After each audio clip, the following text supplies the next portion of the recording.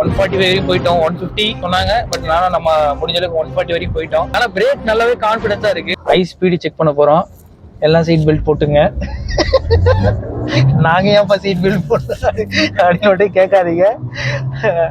அவங்க சைட்ல வந்து பாத்தீங்க அப்படின்னா 150 வரையும் கோட் பண்றாங்க ஸ்பீடு வந்து. இப்போ நம்ம செக் பண்ணி பார்ப்போம் எந்த அளவுக்கு வந்து இந்த மாதிரி ஃபார்ச்சுனர்லாம் வராம இருந்தா டக்குன்னு நம்ம செக் பண்ணிட்டு போயிடலாம். இந்த மாதிரி வரதுனால தான் டிலே ஆகுது.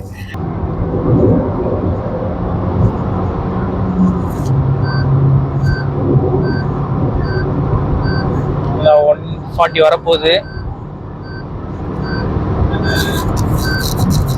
140 வந்துருச்சு. இல்ல அதுக்குள்ளே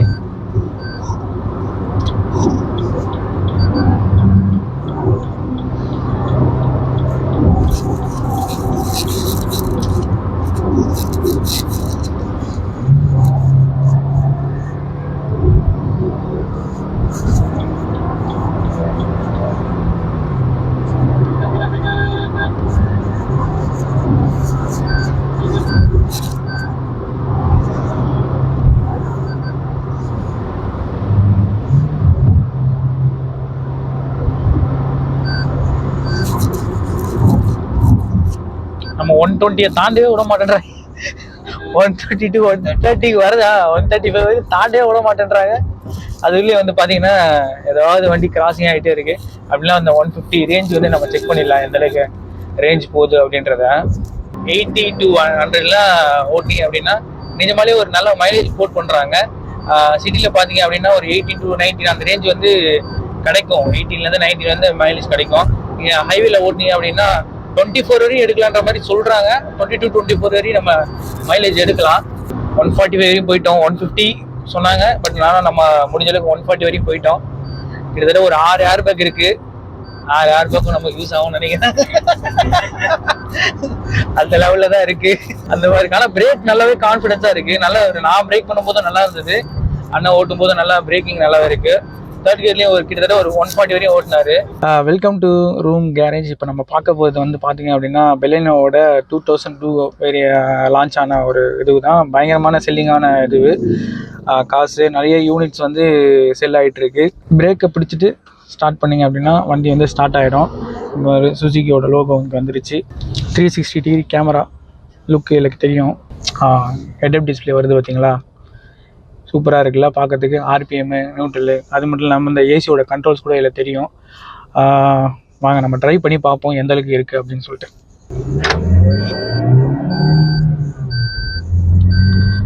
இது வந்து மேனுவல் கிடையாது, ஏஎம்டி வெர்ஷன் தான் அது.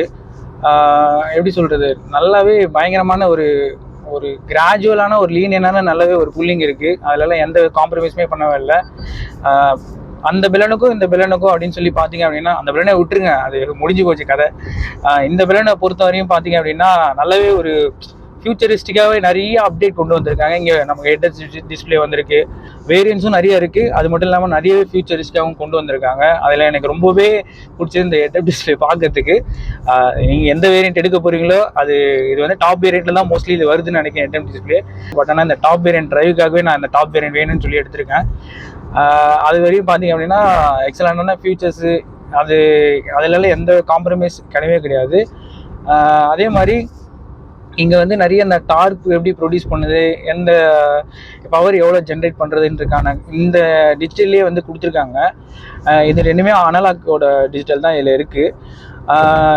இதில் வந்து பார்த்திங்க அப்படின்னா இன்ஸ்ட்ருமெண்ட் கிளாஸ் கூட பார்க்கவே ஒரு 9 இன்ச்சு தான் இருக்குது.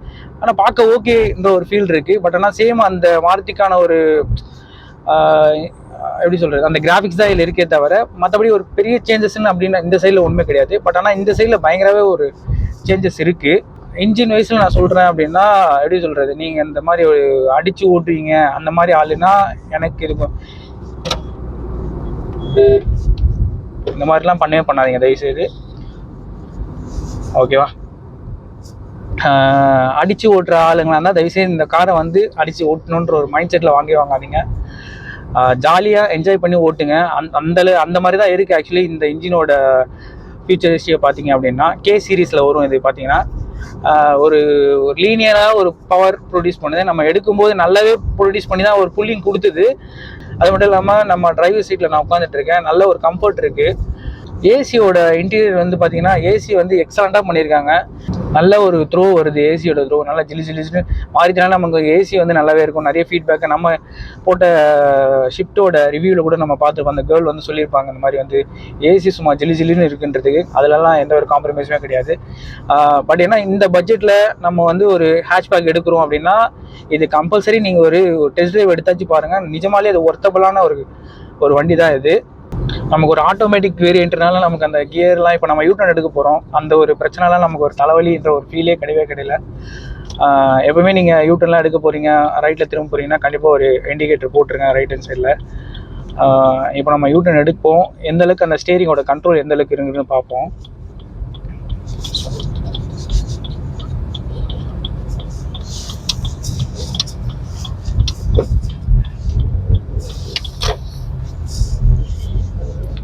நல்லாவே ரொட்டேட் ஆகி வந்த மாதிரி இருக்கு. பட் ஆனால் ஓவர் பவர் ஃபீல் எனக்கு தெரியல, டக்குன்னு அப்படி ஒரு ஃபீல் வரல.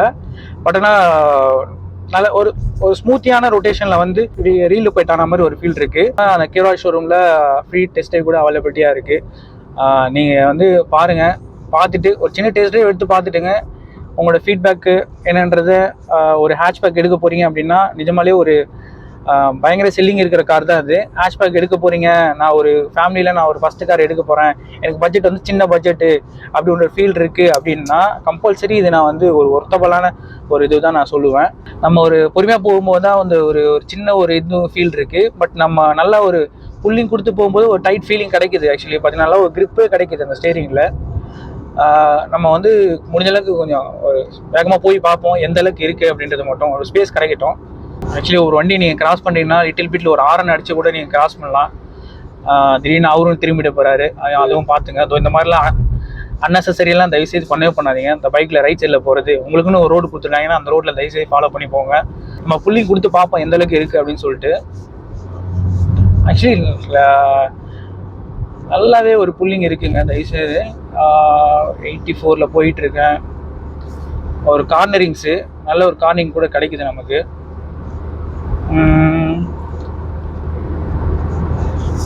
92, 93, 94. ஆக்சுவலி சஸ்பென்ஷன் நல்ல ஒரு ஃபீல் கொடுத்துருக்காங்க. சஸ்பென்ஷன் கூட நல்லா இருக்குது. நல்ல ஒரு ஹேண்ட்லிங் சூப்பராக இருக்குங்க. நிஜமாலே எக்ஸலண்ட்டான ஒரு ஹேண்ட்லிங். அந்த நம்ம பெண்டில் அந்த திருப்புறோம் அப்படின்ற ஒரு ஃபீல்லாம் இல்லவே இல்லை. நான் கிட்ட ஒரு 95 வரையும் போனேன். திடீர்னு வண்டி நிறையா வந்துருச்சு, ஆனால் ஸ்லோ பண்ணிட்டேன் நான். ஏஎம்டி வெர்ஷன்னால நீங்கள் வந்து ஆட்டோமேட்டிக்லாம் ஓட்ட முடியும் அப்படின்ற ஒரு இதுக்கெல்லாம் வரி பண்ணிக்காதீங்க. அது நீங்கள் மேனுவலாகவும் ஓட்டலாம், அதுக்கான ரெண்டுமே கொடுத்துருக்காங்க. அது மட்டும் இல்லாமல் அந்த கியர் சேஞ்ச் ஆனால் கூட நமக்கு இந்த இடத்துல காட்டுறது கூட உங்களுக்கு தெரியும். ஆட்டோமேட்டிக்கலாக நம்ம கியர் சேஞ்ச் ஆகிறது கூட இந்த இன்ஸ்ட்ருமெண்ட் கஸ்டரில் உங்களுக்கு காட்டும்.